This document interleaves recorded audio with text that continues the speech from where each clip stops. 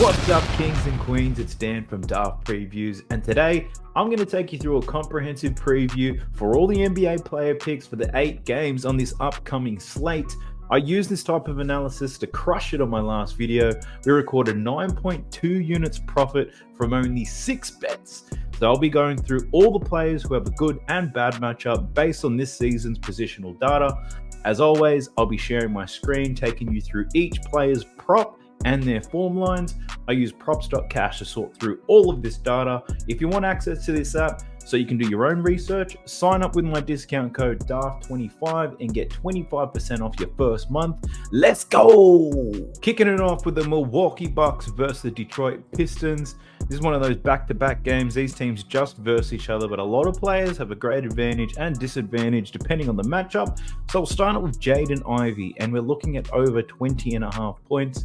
And that's because the Milwaukee Bucks allow the most points to shooting guards this season. Now, Jaden Ivey recently promoted to the starting lineup, and he's playing very well. He's covered this in 3 of his last 6, though. This line is moving up. It's quite high. So over his last 10 games, he's covered this 3 times, averaging 18.8 points per game. In head-to-head matchups against the Bucks, he's only covered this in 1 of his last 6 games. His most recent game against them, he scored 18 points. So he's definitely going to get the minutes, over 32 minutes per game. In his last game, he shot 6 from 16, which is a pretty poor percentage. But at the same time, he's done that in 2 consecutive games against the Bucks. Looking at his last 10 games, though, we can see he's normally shooting about 15 times per game, and his field goal percentage is at about 46%. So that last game against the Bucks, one of the worst games he's had shooting percentage-wise. So not surprised to see the line lifted at 20.5%. They're expecting him to shoot a little bit better. I'm not sure if I'm man enough to take Jaden Ivey over on the points line. The next player, though, is Jalen Duren. We're looking at his assists, and it's over 2.5 assists. The Bucks do allow the 4th most assists to centers. I took Jalen Duren as part of a value play to go over his assists in his last game against the Bucks. Absolutely sucked. He only got 1. He actually didn't see much ball whatsoever. Alec Burke was going off. They were looking for Bogdanovic as well. Jaden Ivey taking up a lot of shots. So Duren not doing much of the handoff actions that he's used to. He was just setting a whole bunch of screens. So look, I wouldn't be surprised if he goes over. The Bucks do give up a lot of assists, but it really depends on how the Detroit Pistons do play on their offense. And I don't have the confidence to say they're going to get back to Duren in the high post or Duren doing some handoffs. So I'll avoid that one. One that does pique my interest a little bit is for Brook Lopez. It's an over 14.5 points. That's because the Pistons allow the 5th most points to centers this season. So we can see he's covered this in 5 of his last 10, averaging 13.9 points per game. In head-to-head matchups against the Detroit Pistons, he's covered this in 4 of his last 7. These last 3 games are the most important ones, though, because they're the 3 games he's played against them this season. He's only gone over in 1 of 3. The one he did go over was his very last game, and in that game, he shot 7 from 13. That's the most attempts he's taken against them for quite some time. He also played close to 37 minutes because there was no blowout that went straight down to the wire. Can Brook do it again? Yeah, he can. Am I man enough to take it? I'm not right now. The next one is for Giannis Antetokounmpo. Looking at his assist prop, we're looking at it under 6.5, and that's because the Pistons allow the 4th least assist to power forwards. Now, Giannis has only covered this once in 6 games against the Pistons. It just happened to be the most recent game where he made it happen. Looking at his last 10 games, though, you can see he's covered this 6 times, averaging 7.4 assists. The over is quite juiced as well. So if anything, it could move to 7.5. Look, he's capable of 10. He's capable of 5. I think if he gets 10, you might as well play him for a triple-double, to be honest. So there could be some value in a triple-double for Giannis, but I wouldn't just take this line. I think could go under it, or he could absolutely kill it. So I'm not man enough to take that right now, but I might have to research that a little bit more. The next one is for Chris Middleton, and we're looking at his points in this one. That's because the Pistons allow the 6th most points to small forwards. He's covered this in 4 of his last 10, averaging 14.6 points per game. Head-to-head matchups, averaging 19.7. His most recent one was the first time he played them this season. He scored 17 points, only attempted 12 shots, shot 42% from the field, and played 33 minutes. So I'm assuming he'll take a similar number of shots, same number of minutes, but yeah, not too sure whether he can hit this one again. The next player that we're looking at is Malik Beasley, and we're looking at over 10.5 points. So the Pistons allow the 5th most points to shooting guards. He's hit this in 3 of his last 4 games against them, averaging 16.8 points per game. Looking at his last 10, he's covered it quite well. 6 of his last 10, averaging 11.3 points per game. Now, Malik Beasley does play a lot of minutes, but sometimes he plays barely any. So there's no consistency in that. So that's a risk on its own. We know that he can definitely shoot. Shoots a pretty high percentage, 54% from the field. 3-point land, he's shooting 48% from the field. So the question is, do you trust Malik Beasley to take enough shots in order to cover this 10.5 points? I can't confidently say yes or no to that. The matchup is good, but obviously that's factored into this line.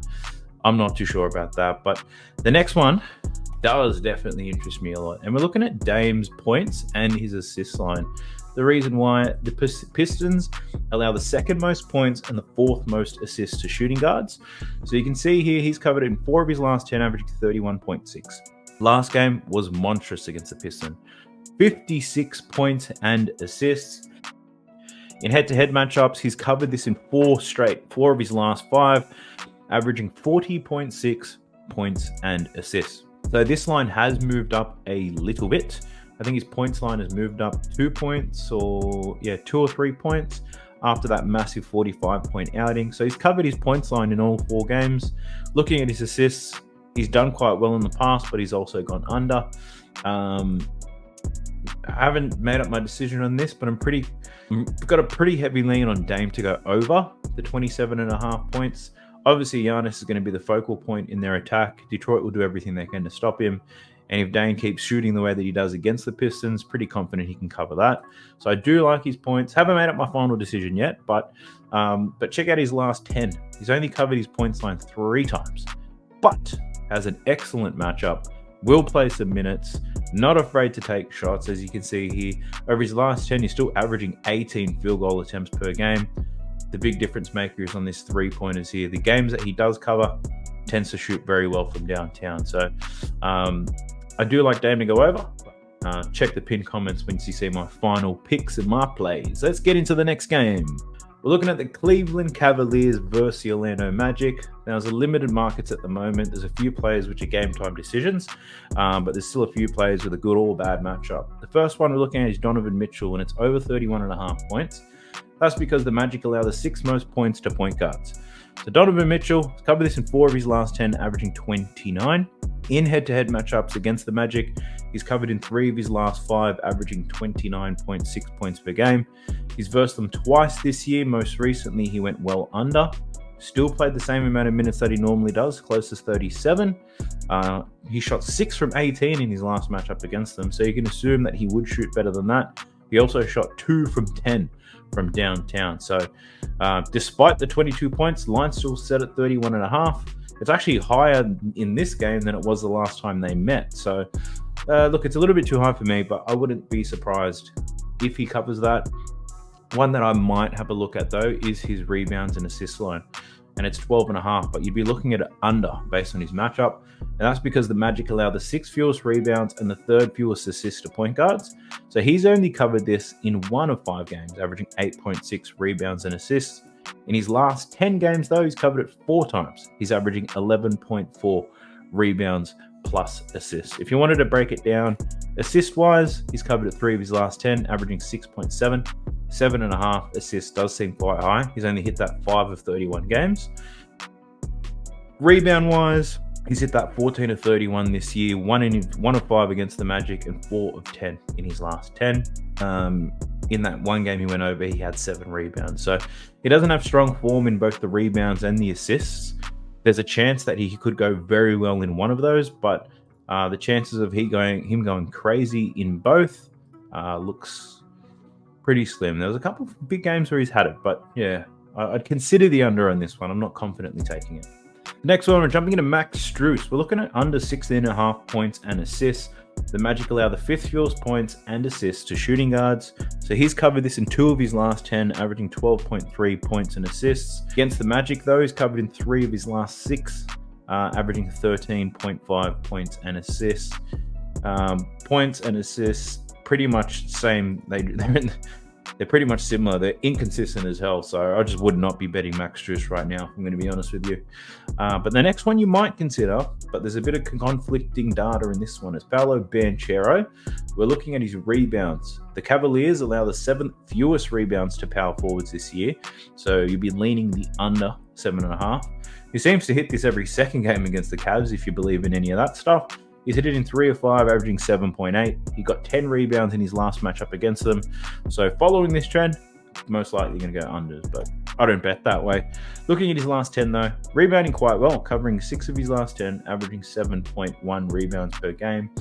Just got 10 rebounds against the Miami Heat. So can he maintain that, go back to back and cover this line for 3 consecutive games? The line's gone up. So yeah, I'm not too sure. Look, if I had to bet it, I would lean the under, but I'm not too interested in betting on Banchero, I'll tell you that. Let's jump into the Spurs versus 76ers. The first player that we're looking at is Tyrese Maxey, over 26.5 points. And that's because on this season, the San Antonio Spurs allow the most points to point guards. They also just allow a lot of points in general, but they allow the most points to point guards.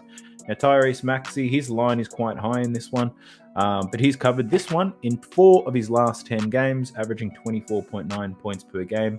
His last 2 matchups against the Spurs were last season. He scored 25 points in both of them.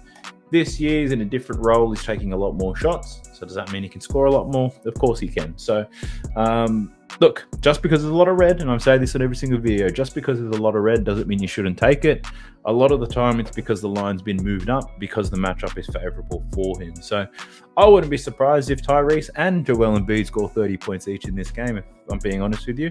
They've done it many times before.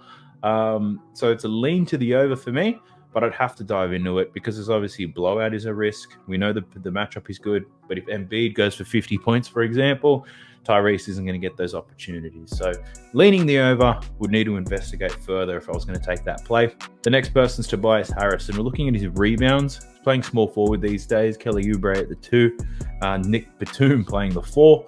But Tobias Harris, the Spurs allow the 4th most rebounds to small forwards. Tobias Harris has covered this in 5 of his last 10, averaging 5.8 rebounds per game.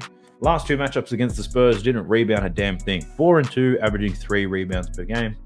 I don't like betting on Tobias Harris that often. He does play a decent number of minutes, but he's pretty much the 3rd or 4th option. So has big games when Embiid's not there, but Embiid's playing in this one. So yeah, I'm not sure what to do on his rebound front here because the blowout is definitely a risk too. So I'll pass. Can't have a 76ers game without looking at Joel Embiid stats, right? So points and rebounds is what we're looking at today. And that's because the Spurs allow the 4th most points and the 3rd most rebounds to centers.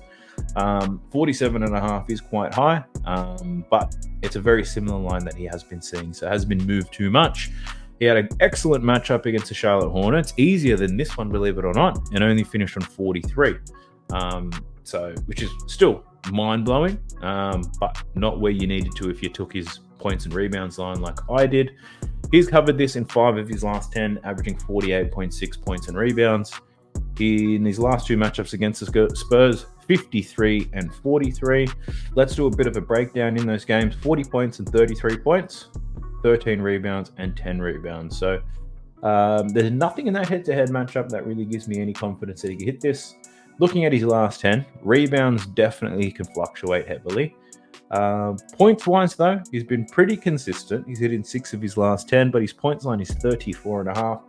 Look, he's definitely capable of it. I guess if I was going to play something on Joel Embiid, he's got a great matchup. I'd probably look at his first quarter points, see what the line is on that. He normally scores, between 12 to 14 points in the first quarter. So if he's got a great matchup, there's obviously the Wemby thing as well. A lot of the star players have turned up when Wemby has. Just thinking back to Giannis. Giannis versus Wemby was an excellent matchup. Joel Embiid's a different beast, but he might really turn it on for this one. So I wouldn't back his under. The matchup is great, despite the lines being really high. But I don't have the confidence in me right now to take his over. But if you're interested in, making lines a bit safer and you want to play parlays and multis, Joel Embiid for 30 points seems like an absolute lock. Well, it doesn't seem like it. It actually is.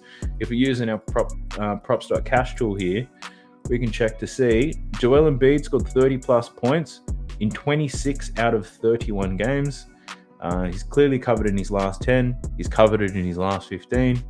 In his last 30 games, yeah, absolutely stunning. So, yeah, you might take Joel Embiid for over 30 points. Great matchup. But that's not what you're here for. Let's get a little bit deeper. Who else are we going to look at here? Victor Wembanyama is who we're going to look at. In terms of his matchup, we're actually looking at under in his assists, but the lines aren't great. But would you take under 2.5? Let's see. So the 76ers allowed the fourth fewest assists to centers.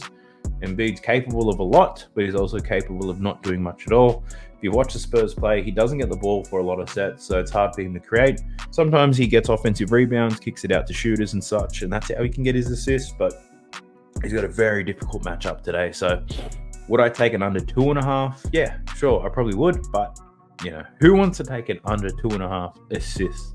Like, you are never safe. So I won't be playing it, but I might watch it, enjoy it. Rebounds and points, like these are his form, but he hasn't versed Joel Embiid yet, so it's a completely different beast. He has been scoring quite well despite this minutes restriction that he's on, but it looks like he's starting to play a little bit more. So this was at 24 minutes before his minutes restriction. It's probably close to 27 now, so there's more chances, but yeah, I'll pass on Wemby for this one. Sohan, we're looking at his rebounds here. So over 5.5 rebounds. 76ers allow the fifth most rebounds to power forwards. He's covered this line in, 6 of his last 10. 5.9 rebounds as an average. In head-to-head matchups, he's only got one against them. 2022 this game was. He finished on 3 rebounds. So I really wouldn't worry about that, but his recent form is good and does lend to the over.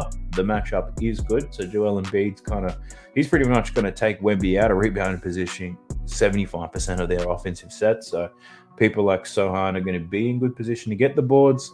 I'm not man enough to play this one, but look, I wouldn't be surprised if he kills it. But who wants to bet on Jeremy Sohan anyway? That's not going to be a great experience. You might want to bet on this next guy, though. It's Devin Vassell, and we're looking at his assists. And the 76ers are now the fourth most assists to shooting guards. He's covered this in 6 of his last 10, averaging 4 assists per game. Only matchup against them was in 2022, and he finished on 3. So I wouldn't worry about that. One great thing that you can do with props.cash, I'm not going to do this with every single player because we'll be here for ages, is you can scroll down and you can check to see how players in the same position have gone assist-wise against the 76ers in this instance recently. And what this tells me is that, look, you can check their last 4 or 5 games. We're looking at the last 5 games. The shooting guards have gone under their assist line against the Philadelphia 76ers. So even though on the season the matchup is great, recently shooting guards haven't been getting the assists against them. So based on that judgment alone, I probably won't bet on Devin Vassell to go over his assists. But that's one way that you can use props.cash. I'll probably be creating a video on how to use it in the future once I get some more free time. But for now, we'll just keep doing what we're doing. The next player we're talking through is Trey Jones. We're looking at under 10.5 points. The 76ers allow the second fewest points to point guards on the season, but he's hit this in 6 of his last 10, averaging 12.7. And in his last matchup against the 76ers, albeit October 2022, he scored 17 points. So, yeah, not too much stock in that. But, yeah, who wants to take an under and 10.5 points? That's not fun either. So, I guess recapping this Philly game, Joel Embiid for 30 points I like. Tyrese Maxey for 30 points I can honestly see happening. Out of all the players I've just gone through, Tyrese Maxey probably the one I like the most. But you can take Embiid for 30, Maxey for 25. Put it all together and see what that gives you. I might have that as a final play. Just check the pinned comment. Let's get into the next game. The Memphis Grizzlies versus the Toronto Raptors. The first one we're looking through is Immanuel Quickley. And we're looking at his rebounds and his assist line here because the Grizzlies allow the most rebounds and the 5th most assists to point guards. Quickley's covered this in 4 of his last 10, averaging 10.4 rebounds and assists. Head-to-head matchups I'm not too concerned about because he's in a different squad now, although that Memphis game was recently, I believe. Looking at how everything has gone if we break it down. Rebounds-wise, so Memphis give up the most rebounds to point guards. Real quickly, look, I wouldn't say he's rebounding well for the Raptors. He has had games where he's blown out, but he only got 3 rebounds against the Grizzlies last time they matched up.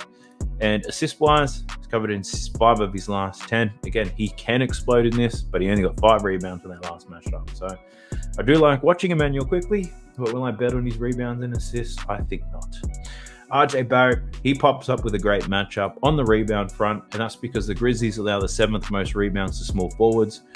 But today, RJ Barrett's line is at 7.5. It doesn't make sense. It feels like it's so high. I get the matchup is good, but 7.5 is really high. So we can see on this black dotted graph here, that's what his line was in those games. So we saw it at 4.5. Then he exploded with his 10 rebound effort. Then his line went up to 5.5. He met it twice.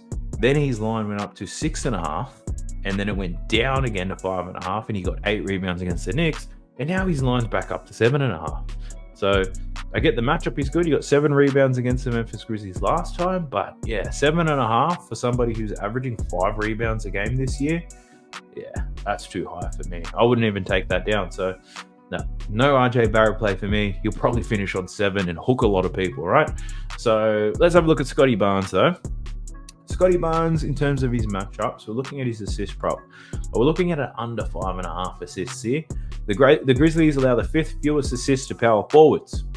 Problem here, though, he's been doing very well over his last 10. He's hit this 7 times, averaging 5.5 assists. In his last matchup against the Memphis Grizzlies, which you can see here, he got 8 assists against them. He's in all head-to-head matchups. That was the first time he did cover it, but new team now. He is the power forward. There's no spicy P. More opportunities for Scotty Barnes. One less scorer to pass to. But look, he's done really well. Just because the matchup's difficult, I probably wouldn't take it. So, Scotty, best of luck to you, mate. And the last one in this game, looking at Vince Williams. I took a bet on Vince Williams not too long ago, so I got a chance to really watch every single detail of the game and what he was doing. But matchup wise, over 12.5 points. The Raptors allow the 5th most points to small forwards. The thing with Vince Williams, I heard that 75% of his shots actually come from 3-point land, which is crazy. He's not the best 3-point shooter in the world, but he doesn't drive to the rim as much as I thought he would. He has covered this line well recently. He is starting now, so he's getting more time, more opportunity.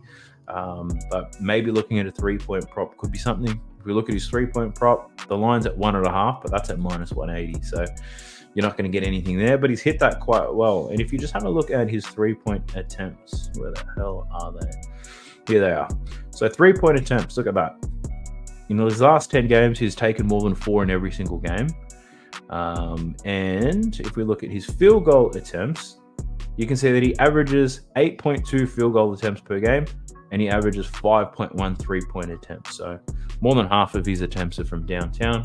That might be interesting, but yeah, I'm not feeling Vince in this one. I just wanted to pump the brakes and pause for a second to give a shout out to Mike Woods 1330 for his comment on a recent video that I've made.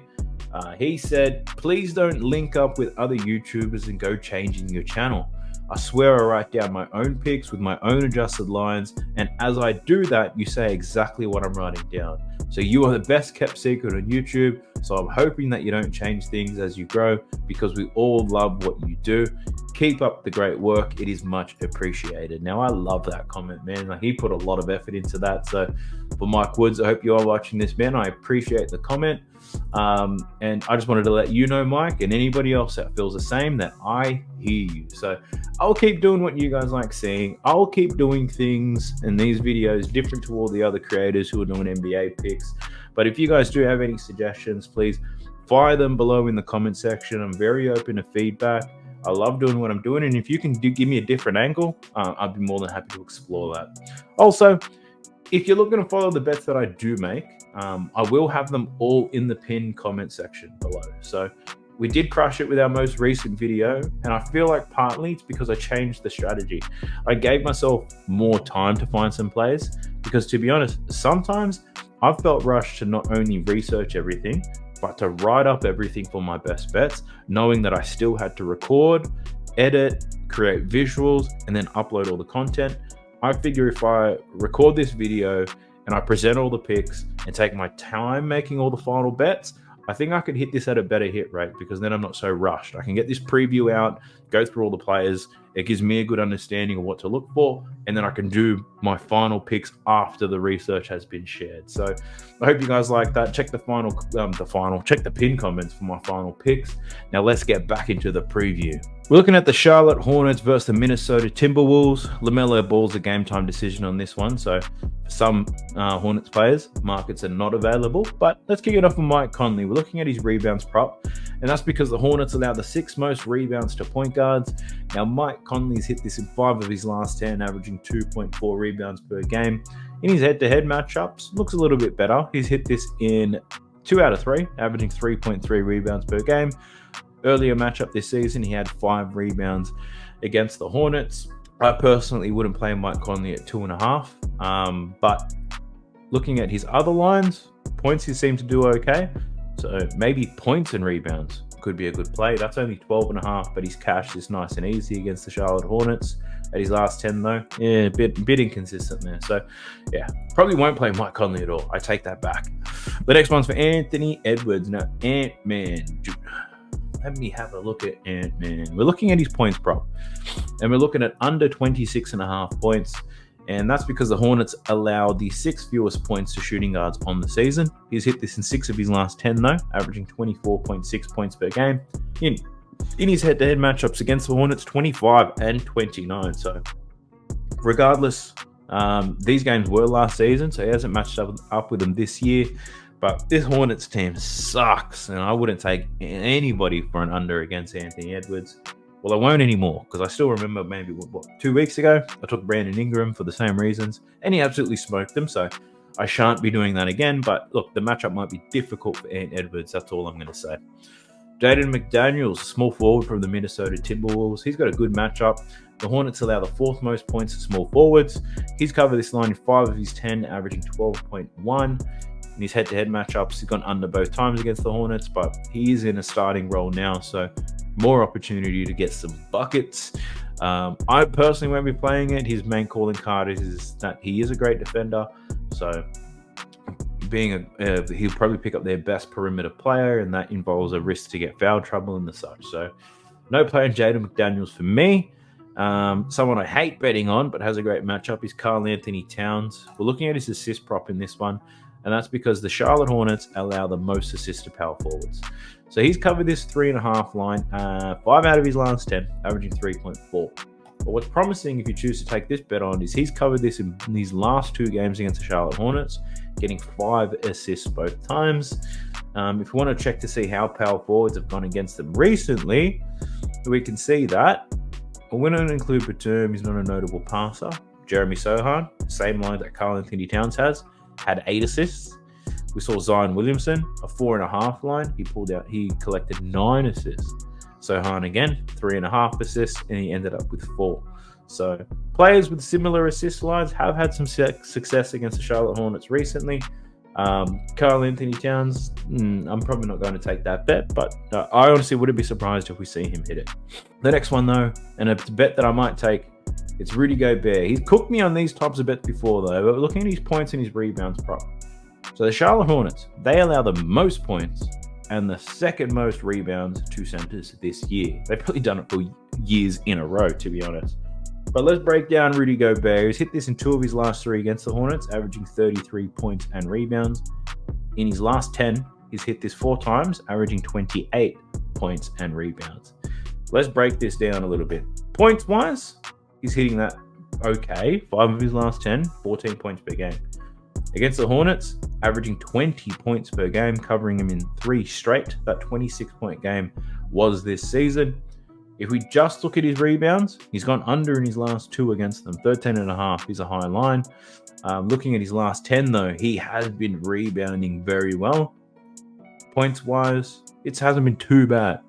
So I guess just looking at that, not knowing this prior to recording this video, maybe the points and rebounds would be the safest bet, because you can easily make up a little bit of whatever's missing if you take him on points or rebounds. You'd hate to just take one and fall short.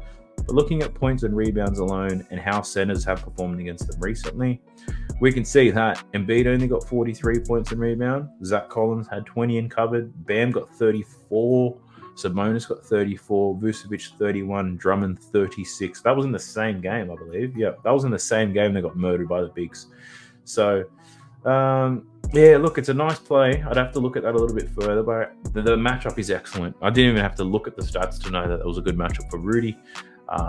His form against them says he can get points. His recent form says he'll get a lot of rebounds. So, yeah, might play it safe and get and take both. I'm not too sure. I haven't made my picks yet, but let me know in the comment section what you guys think. Who's another one? Miles Bridges. We're looking at under in a PRA for him here, and that's because the Wolves allow the second fewest points, the fourth fewest rebounds, and the least assists to power forwards. So what's interesting about this one is LaMelo Ball may not play. So if LaMelo Ball is called out, I imagine this line is going to go up. As you can see, LaMelo Ball wasn't playing back here. And back there, his line was about 33.5, 34.5, and 35.5 as a PRA. At the moment, it's at 29.5. So I wouldn't take this play until LaMelo Ball is confirmed in or out, and then I'd make a decision from there. He's got a difficult matchup, but with no LaMelo, his usage rate is going to be high. Speaking of LaMelo, if he does play, you could look at an under in his rebounds and his assist line. 11.5, and that's because the Wolves allow the third fewest rebounds and the ninth fewest assists to point guards. He's covered this line in 6 of his last 10, though, and in his last matchup against Minnesota, that was last season, he had 18 rebounds and assists. But I know more recently his rebounds haven't been great, obviously coming back from injury, probably playing it a little bit safe, who knows. So yeah, I honestly don't have too much stock in LaMelo Ball. If he does play, he'll be injured, so I won't want to play it. And look, with this many games on tomorrow, who wants to take an under? Not me. Let's jump into the next game. I honestly can't look. I just can't wait for this one. It's the Boston Celtics versus the Dallas Mavericks. Now, Drew Holiday's a game-time decision, so a lot of the Boston Celtics players don't have their lines out just yet. But the Mavericks, there's plenty of them that we can go through. The first one we're looking at is Luka Doncic, and we're looking at over 31.5 points. The Celtics allow the 5th most points to point guards. Luka's covered this line in 7 of his last 10, averaging 35 per game. In head-to-head matchups against the Celtics, he scored 42 and 23. They were both last season. The next one that we're looking at is he's under in assists, though. 9.5 assists, and I really like this one. So firstly, he's covered 9.5 assists in 6 of his last 10. I get that. But in his last 2 matchups against the Boston Celtics, he's had 9 assists and 3 assists. The Celtics allow the 2nd fewest assists to point guards as well this year. And if we check to see how point guards have gone on the assist front against them, we can see a lot of red. So Trey Jones covered his line. Eamon Thompson comes off the bench, so I'm not going to factor that in. So does Cam Payne, so I'm not too worried about that. So they held Tyrese Halliburton to only 6 assists, which is pretty cool. Fred VanVleet, they held him down to 7. Jamal Murray, they only held him to 5. So yeah, they do a great job in limiting some plays. SGA got 7 though, but that was always 2 weeks ago. I do really lean to the under here on Luka's assists, but could be looking at a value play, maybe an over in points, under in assists for Luka. Kyrie's playing, so he's got to share the ball a little bit, I guess. But let's talk about Kyrie for a moment. So Kyrie Irving, we're looking at an under in his points and his assist line. His recent form is through the bloody roof, but the Celtics, they allow the 3rd fewest points and the 2nd fewest assists to shooting guards. Now, we all know that Kyrie used to play for the Boston Celtics. I wouldn't say that there's bad blood, but what I've noticed is that he hasn't necessarily played very well against the Celtics since he left them. So looking at his last 10, though, it's been excellent. 6 of his last 10, averaging 33.1 points and assists. But a lot of that damage was done without Luka. So if we look at his last 10 games with Luka Doncic in the lineup, we can see he's only covered in 3 of his last 10, right? So that changes things. Because without Luka Doncic, he was an absolute monster in these last 3 games, averaging 34.6. So Luka's going to be playing, so you can expect lower output from Kyrie. But in head-to-head matchups against the Celtics, he's got 23, 30, and 24 points and assists. Now, I'm not going to be taking the under in here. I do think it's a good play, but Kyrie Irving's one of my favorite players, so I don't want to back the under there. There's a lot of other players that we can look at. The next one's Derek Jones Jr. I won't spend too much time in this one, but it's an under in his points, 8.5. The Celtics allow the 3rd fewest, actually not the third fewest. They allow the least points to power forwards. He's covered this in 1 and 3 against them. Different role, different team, minutes. Last 10, 6 of 10 he's covered it. He's averaging 10.9. And a lot of his points come off dunks and 3-pointers. Look, that line 8.5. That's a bit too low to take anybody for an under because shit, that could be 3 shots for Derek Jones. So I won't be touching that. But the next one does interest me a little bit, and that's for Derek Lively to go under 8.5 rebounds. That's because the Boston Celtics allow the third fewest rebounds to centers. Part of the reason why they allow the third fewest rebounds, Kristaps Porzingis spends a lot of time outside. And, you know, he's also long enough to get defensive rebounds, so he doesn't give up a lot of offensive rebounds. So looking at how he's gone recently, though, 4 of his last 10 he's hit this in.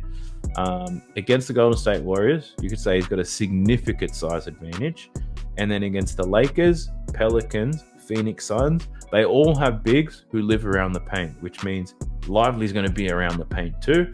So I'm not surprised to see him go over in those ones, but you've seen him go under in a lot of others. So under 8.5 rebounds for Derek Lively, I'll be honest, I do like that a little bit, but we'll see. Haven't made my final decision. Last one in this game is Kristaps Porzingis, though, and looking at his points and his rebounds prop here.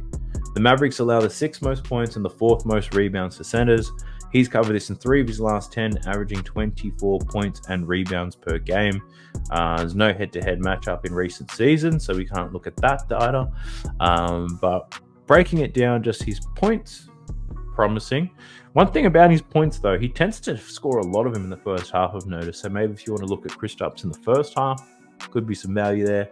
But similar to the Lively, his rebounds are a bit inconsistent. It's very dependent on the matchup, isn't it? So, yeah, look, I'm not confident in taking Kristaps here. Maybe a reduced line for a parlay, perhaps. But, yeah, nothing really jumping out to me in this game. But as an NBA fan, this is just a game that I would love to watch. Let's get into the next one. It's the Chicago Bulls versus the Phoenix Suns. First one that we're looking at here is Devin Booker. And we're looking at an under in his points and his rebounds prop.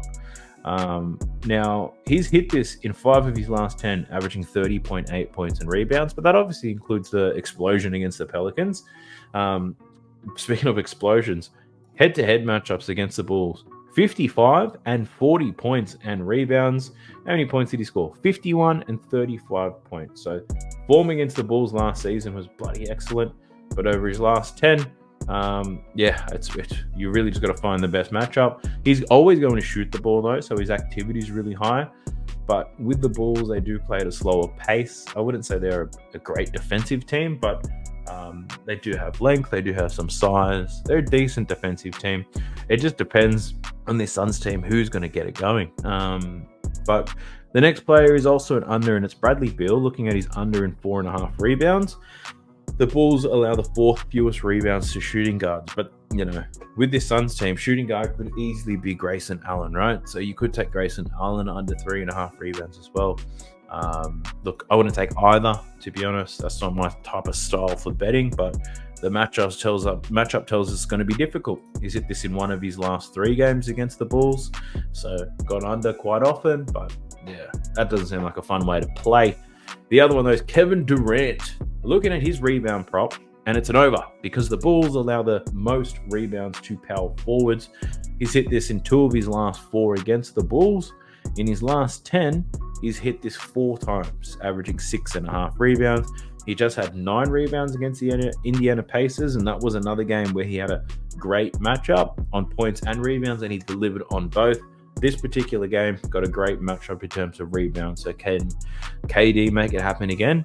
I think so. I think he can, but who knows with KD? He could easily get 5, right? So, yeah, I'm not too sure. I don't like betting on these teams where the team's a bit stacked, where everybody can contribute in many ways. It does make it a little bit less predictable. The next player, though, sticking with the Suns, Yusuf Nurkic. And we're looking at his assists in this one. He's very capable of getting a lot of assists. He only averages 3.5 this year. But look at that. Against the Pelicans, he had 9. But he's also capable of games where he only gets 1. Again, because that's because the team is stacked. But the Bulls allow the 6th most assists to centers. So he's only hit this 4 of his last 10, averaging 3.4 assists per game. But in his last matchup against the Bulls, he had 8 assists, which is crazy. So can he do it again? We know he's capable of it. It's still the same team. It's still Vucevic. So, yeah, look, it's very interesting. And when I see plays like this, it might be, yeah, let's check half a unit on Yusuf Nurkic to get 6 assists and see what happens. But definitely capable, but you'd have to watch a lot of film to figure out how have they been playing recently. How did they use Nurkic in that game against the Bulls? So you can actually watch video on that game to see how he got his assists. And that's part of the research that I go through before I make my final decision. Sticking with the centers, though, Nikola Vucevic is one that comes to mind. And we're looking at under 11.5 rebounds. That's because the Suns allow the second fewest rebounds to centers. That's because they got the Turkish delight down there. Yusuf Nurkic banging bodies in the paint. But check it out. 3 games against the Suns, he's gone well under in all 3, averaging 7.7 rebounds per game. His recent form, though, has been excellent in some games because I've taken him for an over. But he's covered in 4 of his 10, averaging 10.7 rebounds. 14 rebounds against the Raptors. The only Jakob Poeltl. They've got no centers, really. 16 rebounds against the Spurs. I think they give up some of the most rebounds in the comp. I forgot what it is, second or third to centers. 15 rebounds against the Houston Rockets is a surprise. Sengun is an undersized center, but it's still a very good effort from Vucevic.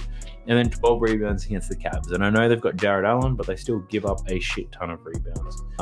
He doesn't consistently put good performances together. So he only had 11 rebounds against Memphis, and that was a great matchup.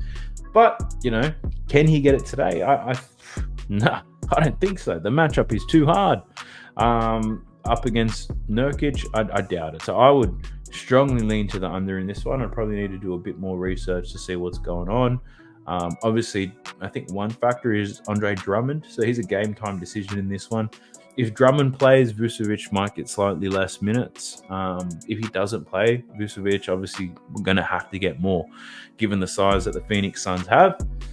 That's the risk in that play. But at first glance, I honestly do lean to the under quite heavily, but I would wait till Andre Drummond's status is confirmed. If Drummond is playing, get straight onto the under for Vucevic, I think.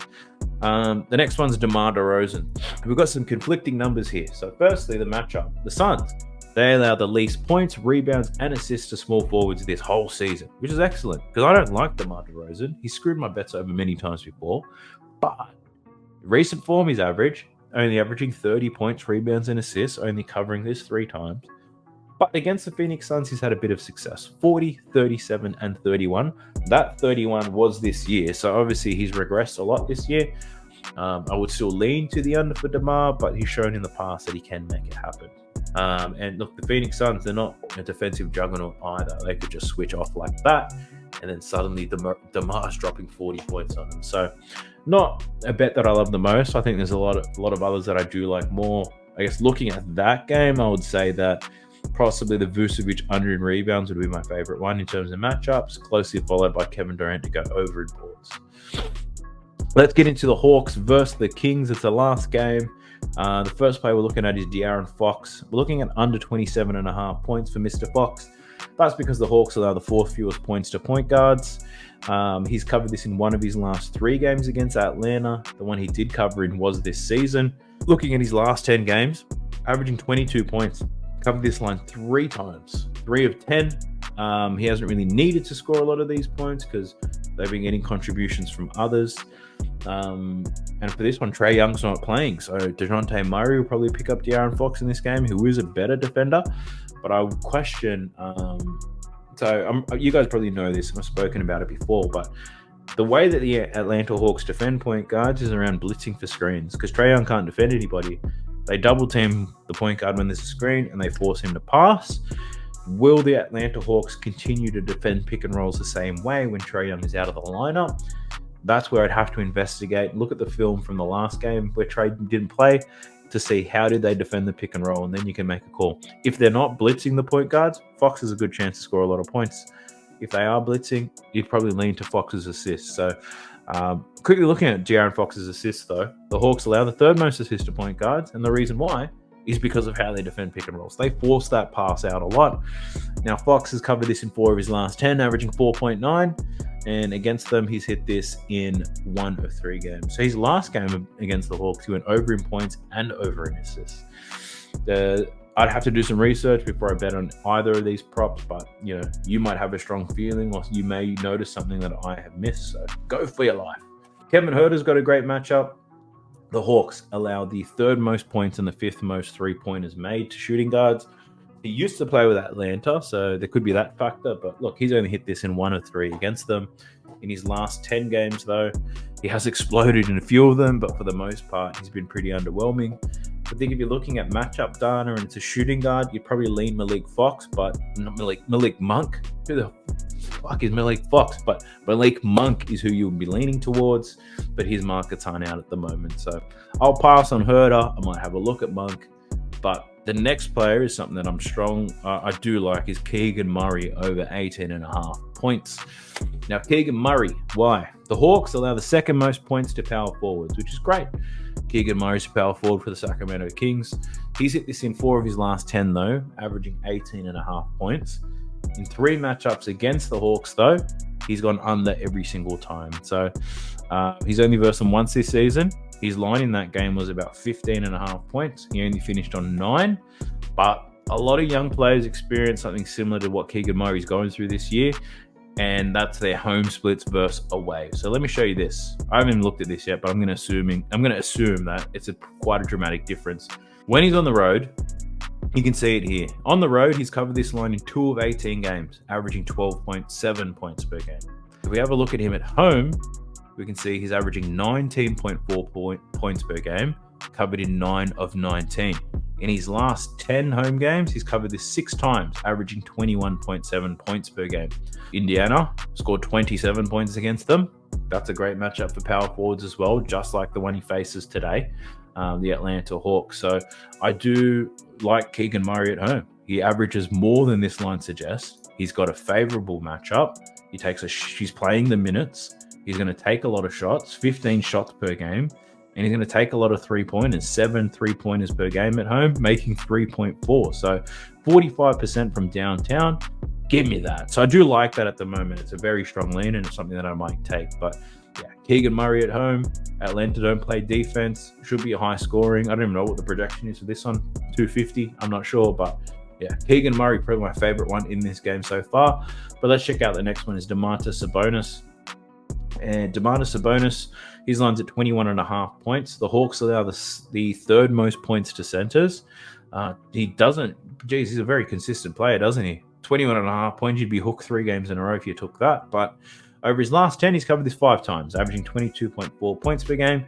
Against the Hawks, 1 out of 3, but the game that he did cover was earlier this year. I don't have strong feelings about this, but one thing Domantas has been doing recently is getting some assists. Check that out. Triple-double, triple-double, triple-double. I'm assuming that most of these are triple-doubles. But his assist line is now up to 9.5, which is pretty crazy, which means you're probably not going to get the best odds for Domantas Sabonis to get a triple-double in this one. So I'll pass on you, big fella. One that I don't mind, though, is taking the under in Clint Capella's rebounds of 9.5. 11.5 points. What am I talking about? Taking the under in his 11.5 points. So the Kings allow the second fewest points to centers this season. He's only covered this in 3 of his last 10. Played in 2 matchups against the Kings, scored 11 and 12 points. So fair enough, there's an 11.5 point line. But what I'm interested to look at in this one is to see how he performs with and without Trae Young. With Trae Young, Clint Capella is averaging 11.2 points per game. So that means without him, he probably averages more. Without Trae Young, he averages 10.7. So not a dramatic drop-off, believe it or not. But the matchup is going to be difficult for him. His recent form hasn't been great. And I wonder what his minutes are trending up or down. Yeah, he's averaging 25 minutes per game in his last 10, but he's only played 25 minutes once in his last 6 games. So yeah, now I don't love it as much. Thank God I've got props.cash. The next one, though, we're looking at Jalen Johnson. So this guy's name was coming up like constantly when they had all those games against the Pacers and whatever. But Jalen Johnson, we're looking at his points plus his assists. Got a good matchup for this one. The Kings allow the 4th most points and assists to power forwards. Jalen Johnson, points and assists, he's 21.5. He's covered this in 4 of his last 10, averaging 19.8. 3 head-to-head matchups against the Kings, 9, 3, and 20. This is probably the most significant game. It's the most recent one this year. and Jalen Johnson was in the starting lineup for this one. Played limited minutes here. So I wonder, we just break it down his points and his assists, and nothing crazy going on here. They pretty much go hand in hand a lot of the time, don't they? I wonder how Jalen Johnson's points and assists go with and without Trae Young. With Trae Young, he averages 18.2 points and assists this season. Without Trae Young, he averages 17. So without Trae Young, Jalen Johnson's gone under this line every single game this year. So despite the good matchup, would you take him? Because I'm not going to. So I'll leave that up to you to make that decision. The next one is for DeJounte Murray, and we're looking at his rebounds in this one. And the Sacramento Kings, they do allow the 5th most rebounds to point guards. So DeJounte Murray, perfectly capable of getting 5.5 rebounds. But let's have a look into it a bit deeper. 4 of 10 in his last, 4 of his last 10, 5.7 rebounds per game. In 3 head-to-head matchups with the Kings, he's covered in every single one. 7, 6, and 6. Let's check his last 10 games without Trae Young, because when Trae Young's not there, he plays point guard. Without Trae Young, he averages 4 rebounds. That's only in 3 games, though. And with Trae Young, 4.9 rebounds. So rebounds more when Trae Young's not there. Surprise, surprise. Does have a good matchup, but would I take him for 5.5? No, I'm not too confident in that, to be honest. Maybe 4 if I'm looking at parlays, but yeah, not feeling DeJounte Murray. How about that? That's a preview done. I hope I answered a lot of questions or gave some things to think about, and you found some juice in that. We're going to jump straight into recapping the day, what was, and boy, what a glorious day it was. Having a look at my bet analytics here, looking at the YouTube picks. Let me refresh this so we've got the more recent data up. All right, so we crushed it, 9.29 units profit. What an excellent day, coming off one of the worst days I've had. The very first play, we pretty much read the script perfectly for this Denver game. First one, we took Nikola Jokic over 38.5 points and rebounds. We had 2 units on that, and that cashed easily. He absolutely dominated today. Nikola Jokic, 42 points, 12 rebounds, so 54. We took him at 38.5. That line moved up, so I wasn't the only one taking it, I'm sure, but he cashed that with ease. The next one was our Nikola Jokic value play. We had him over 26.5 points, over 11.5 rebounds, under 8.5 assists. Man, that was close. Killed his points line, finished on 12 rebounds, and stopped on 8 assists, just what we needed. We cashed that, $8. We had half a unit on it. Pulled 3.5 units profit on Jokic. And then Jamal Murray, I took his over 11.5 rebounds and assists. We had 2 units on that. He finished with 5 rebounds and 7 assists. So we're right on the money with that one. But 1.6 units profit from Jamal. And then we had a value play on Jamal. So it took under 19.5 points. His line for this game was like 24.5. So he really pulled that one down. Under 19.5 points. Took him for the 3+ rebounds and 7+ assists, so $6.50. Another half a unit, so we pulled 2.75 units profit from Jamal Murray. We also had Grayson Allen, took him for 13.5 points, got that for plus money. That line definitely moved. Well, the line didn't move, but the odds did shift. So we had him at great odds. Unfortunately, he finished on 13 points, ruining the sweep for the day. Just got hooked there. Look, he shot 71% from the field, but he only took 7 shots in this game. He shot 3 out of his 4 threes, so I can't complain about that, and didn't get to the free throw line. So not entirely his fault, just didn't get the volume. So bad read from me. And then the last one, this was a play that I added late. It was Banchero under 24.5 points. Caught wind that Franz Wagner might be playing. 25 points was a lot for him to cover when Franz wasn't even there. I thought up against the Miami Heat, it would be difficult for him, but thankfully they just blew them out, so he didn't have to score many points. He finished on 20, but that cashed another 1.6 units profit. So I'm very pleased with how the day went. So we're back to 61 units profit on the season, 11.5% ROI. You can see at this portion of the screen down below, all green, baby. So we've been profitable every single month on our YouTube picks, and hoping to maintain that throughout the month. So that's a wrap on today's video. A nice long preview. I hope you guys loved it. Let me know in the comment section. Like it if you did. Let me know what you guys are thinking, feeling, and what's going on in your world. As always, just check that pinned comment and I'll have all my final plays in there. If you did make it this far, I appreciate you. I'll definitely catch you in the next one tomorrow. Peace. Sub to the channel cause your boy's getting busy. Coming to your line from the west side of Sydney. We've got the free picks and the juice on the daily. It's all free, you don't even have to pay me.